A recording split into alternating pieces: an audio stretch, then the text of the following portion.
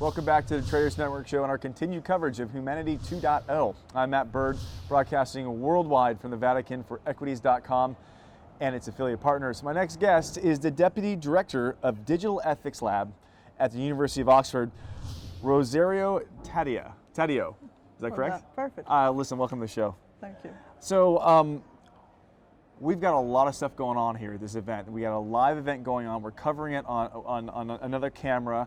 We got full coverage going on every direction. We've had a lot of thought leaders. You come from traditional academia, and you're doing some amazing things on the ethics side. And I believe you're going to be on a panel later. Later on, yes. What is your takeaway so far? What's happening inside? Because there's a lot of amazing stuff that is happening. Tell us from your take. So I work a lot on digital ethics, so ethical problems which have to do with technologies. You can think about privacy, social media, AI, cyber conflicts. And it's very nice to see that these topics, which were at the central part of my research for the very much 15 years, have now breached the bubble of academia, and they are like central to the world outside. That must feel world. amazing to know that stuff you've been working on for so long is actually becoming mainstream application. It is. It is amazing. You have to endure some kind of superficiality in it as well, because ethics has become like a kind of a buzzword, but it's important. The society is realizing that it's important. Well, do you think there's a direct correlation between ethics and the transparency of self-publishing and the global community now that just won't let stuff kind of go, where before it would be buried through other media? Now there's just so much micro-reporting. Do you think that has a part to do with it, where people are now accountable? You can't say something and retract it because there's somebody that's going to call you on it? Well, there is a trace of what you say on the internet, so yes. You can't pretend you didn't say it. Yes, no, it's important. Transparency is, but it's a double-edged sword. So it's a word that something that keeps you accountable, but it's also something that we need to start or understand using in a more precise way. Transparency is not a medicine for all cure. Listen, I cover a lot of CEOs, I cover government entities. How can a thought leader or an official, whatever, what advice could you give them? So to be mindful that most of private businesses, they focus on what is legally compliant, and that's sufficient, but that's necessary, but it's not sufficient. These days, especially when you have a private companies which is building on reputation, users, consumers, people, they expect more. They trust you. They trust your service. They trust their private information with your service. So you need to behave in a better way, in an ethical way. Legal is not enough. That's interesting. There's the impact side, the corporate social responsibility side. Indeed. And we're seeing a lot more of it. We're seeing adoption, for like the UN SDGs across the board. We're seeing humanitarian efforts and companies stepping up. But when it comes down to the consumer, it's a gray line with corporate between profit and humanitarian or profitability. But it is, but it's also true that in this age that we see a shift in the dynamics. So 10, 15 years ago, you would have said that profit and ethics didn't go hand in hand, and they weren't necessarily consistent or coherent.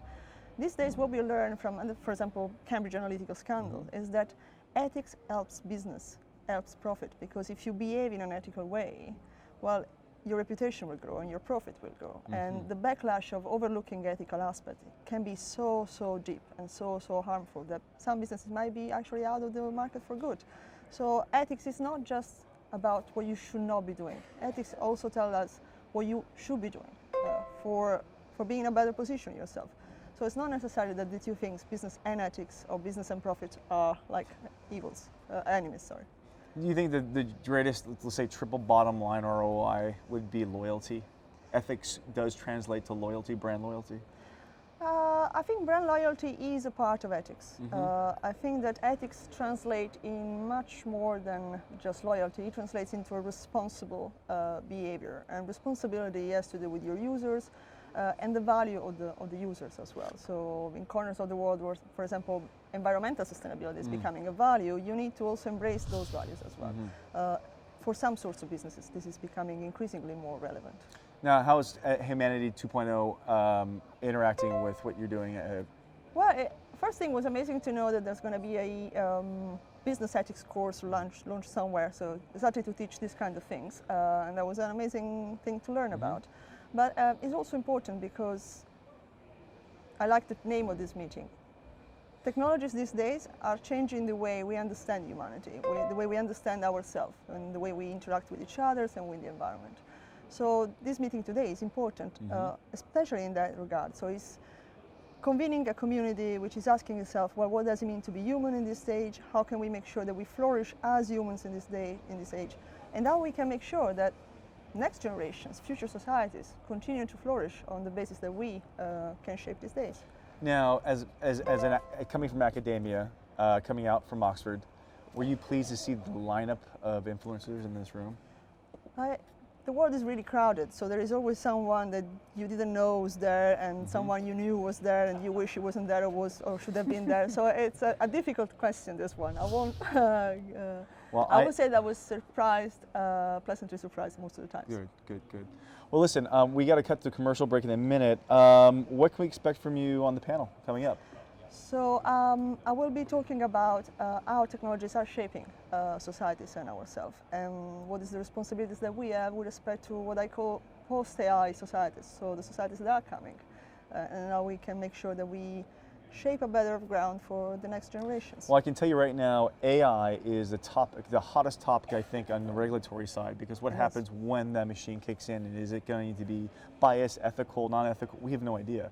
And it's a debate happening from the OECD all the way down to the Trade Department, all the way across to the UN, and then even in local governments alike worldwide, I think.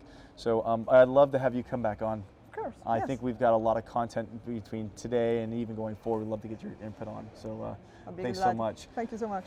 Deputy Director of Digital Ethics Lab for the University of Oxford, Rosaria Taddeo. Thanks a lot. Thank you. You're watching the Trader Center Show. We'll be right back after this message. Don't go away. It's great.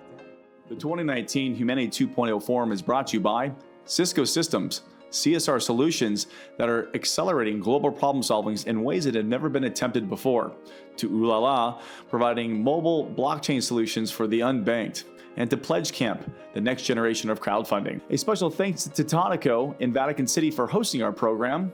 And lastly, special consideration to Burst IQ, a leader in healthcare and blockchain, to Crown Sterling, the leader in digital sovereignty and quantum encryption, to Dignity Health, delivering high quality and affordable healthcare for all.